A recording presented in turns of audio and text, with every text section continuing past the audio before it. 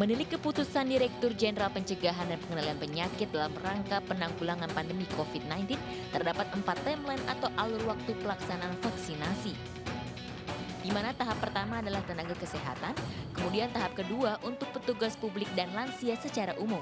Kedua tahapan ini dimulai dari pertengahan Januari hingga kini.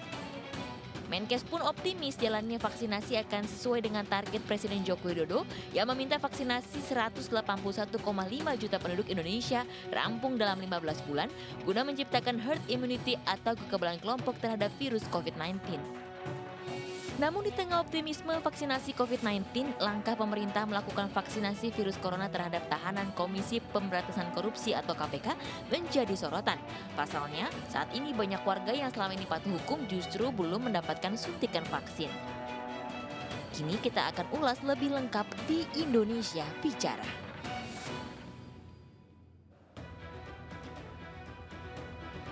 Anda kembali menyaksikan Indonesia Bicara, pemirsa. 1 tahun berselang begitu ya, kurang lebih pandemi masih melanda tanah air kita. Berbagai upaya terus dilakukan, salah satunya juga dengan melakukan program vaksinasi yang saat ini tengah digalakan oleh pemerintah. Nah, tema malam hari ini ya ini adalah koruptor yang menjadi target vaksinasi. Dan saat ini di studio sudah kehadiran narasumber, langsung saja perkenalkan narasumber kami. Pak Pandu Riono, seorang epidemiolog dari UI, dan juga kami juga telah terhubung dengan sambungan telepon dengan peneliti ICW, Ibu Dewi Anggredi. Pak Pandu, selamat malam. Selamat malam, Mas. Pak Pandu, sehat Pak Pandu ya? Ya, alhamdulillah. 1 tahun berselang Pak Pandu, apa pandangan Pak Pandu terkait penanganan pandemi COVID-19 di tanah air ini? Ya, jadi setahun ya, jadi mulai bulan Maret ini tanggal 1, kita melihat bahwa kita belum berhasil menekan kasus penularan. Ya, walaupun dalam minggu-minggu ini kita mendengar adanya penurunan kasus, tetapi masih tinggi dan yang ini menjadi memprihatinkan karena seharusnya kita sejak tahun lalu sudah bisa menekan kasus seperti di banyak negara.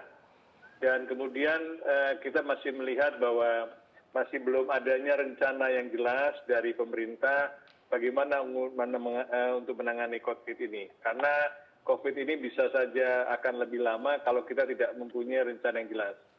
Jadi sekarang sudah peran Kementerian Kesehatan sudah besar, sudah waktunya peran Menteri Kesehatan untuk diberikan peran yang lebih besar. Sehingga kita lebih fokus pada penanganan untuk surveillance, kemudian promosi penduduk untuk 3M, dan kemudian melakukan vaksinasi pada penduduk yang paling berisiko.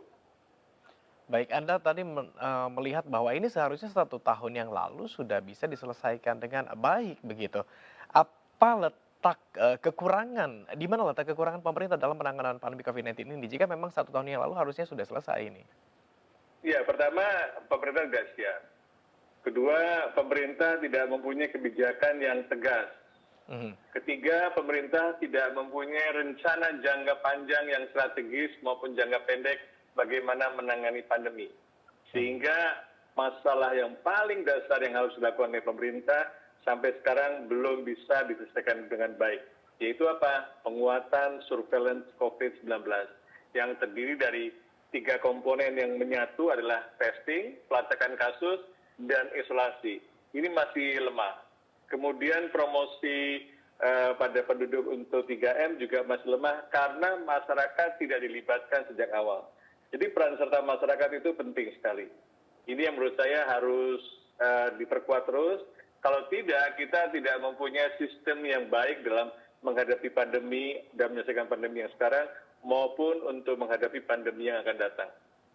Baik, artinya perang ini bukan antara pemerintah dengan virus tersendiri, tapi juga diperlukan peran serta masyarakat. Nah, belakangan ini sudah ada semacam angin segar begitu ya, boleh dibilang dengan adanya vaksinasi, program yang digelarkan oleh pemerintah.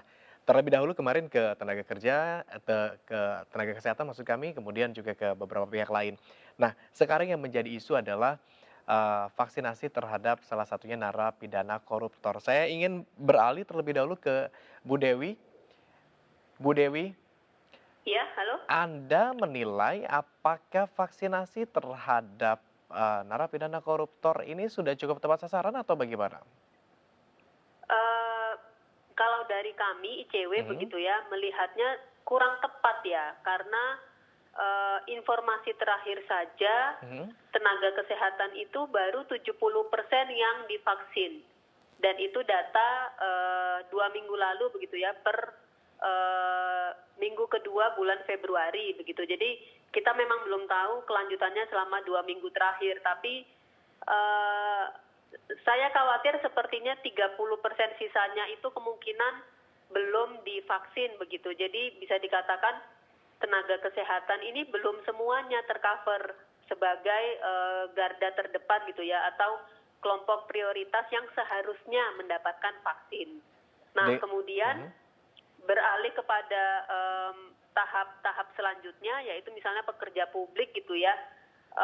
Banyak kriterianya seperti pengajar, kemudian pedagang, polisi, dan lain sebagainya. Nah, apakah koruptor ini masuk dalam kriteria pekerja publik?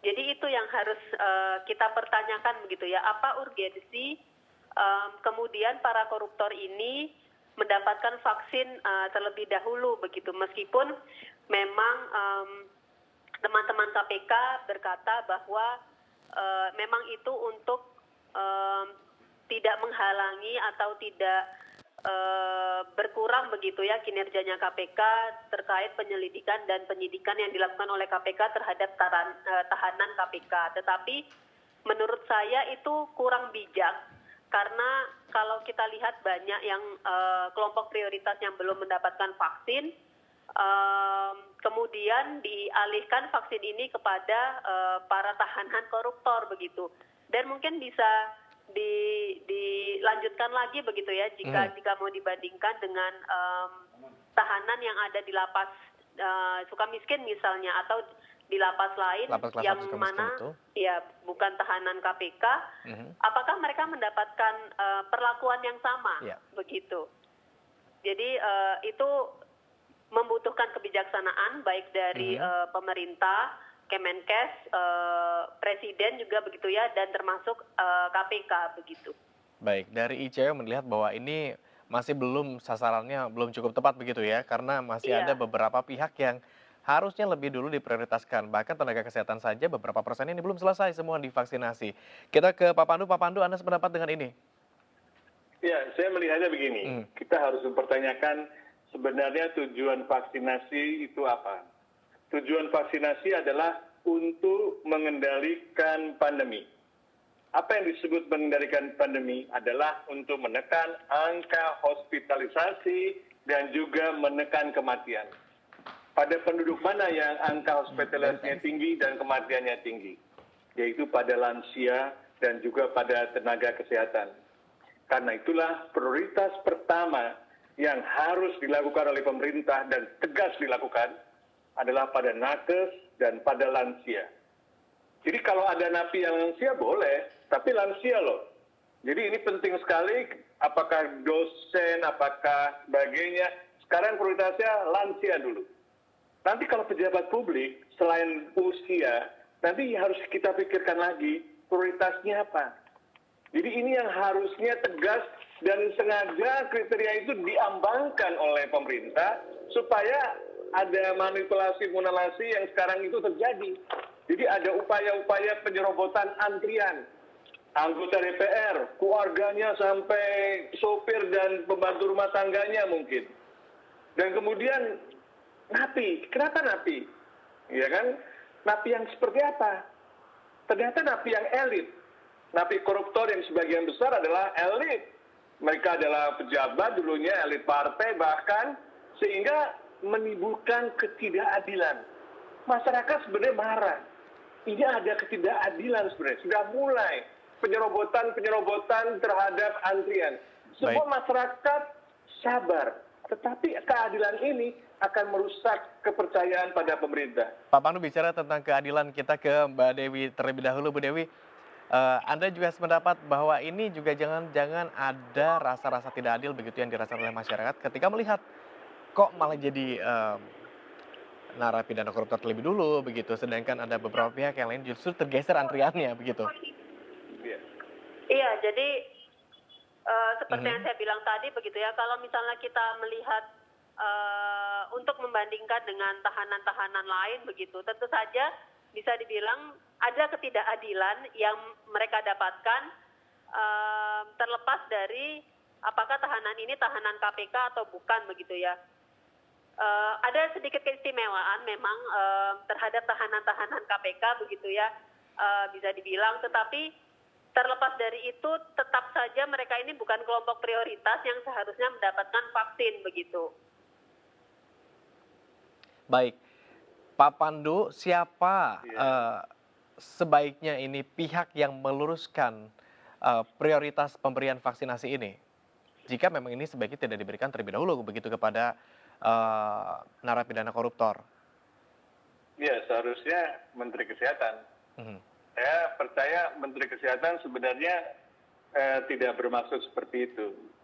Tapi di negara ini Kementerian Kesehatan mendapat tekanan yang dari kiri dan kanan. Saya kasihan terhadap Pak Budi Gunadi yang sudah bekerja keras, tetapi ada permintaan-permintaan yang sulit untuk ditolak. Nah, ini yang menurut saya kita harus mendukung Pak Budi Gunadi selaku Menteri Kesehatan untuk memprioritaskan pada kelompok lansia.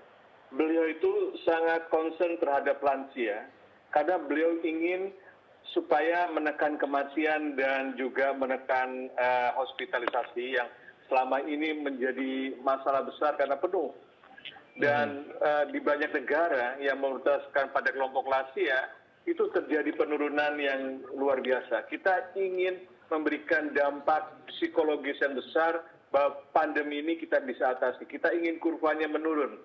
Secara perlahan nanti kita akan mencapai semua penduduk divaksinasi sesuai dengan gilirannya.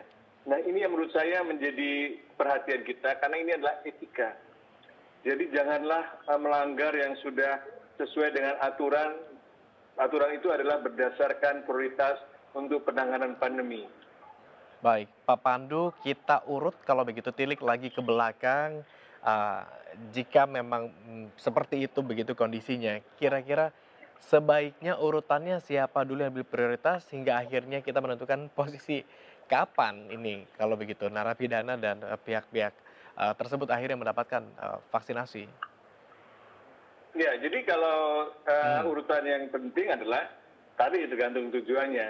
Jadi tujuannya kan adalah untuk menekan kematian dan menekan hospitalisasi. Pertama, nakes. Nakes terlebih dulu. Nakes itu harus 100% karena kita tidak mau nakes yang sudah sebagian besar terekspos virus dan sebagian meninggal itu menjadi bertambah banyak.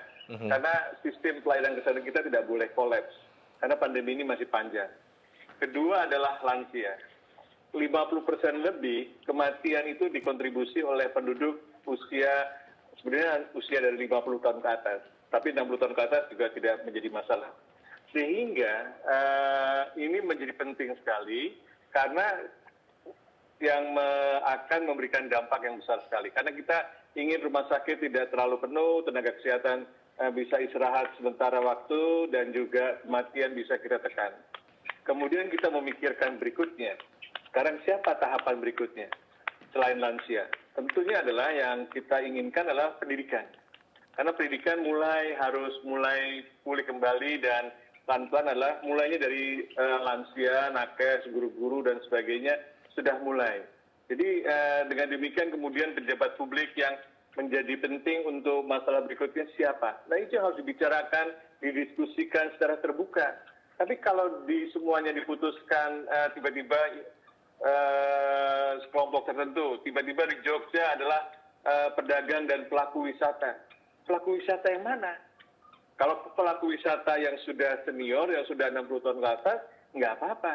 Tetapi ini kan semacam ada dua tujuan. Satu ingin memulihkan ekonomi, tapi di lain pihak itu ingin mengatasi pandemi. Fokus pada untuk mengatasi pandemi dulu, karena ini penting sekali secara psikologis, masyarakat sudah lelah menghadapi pandemi yang berkepanjangan semacam ini.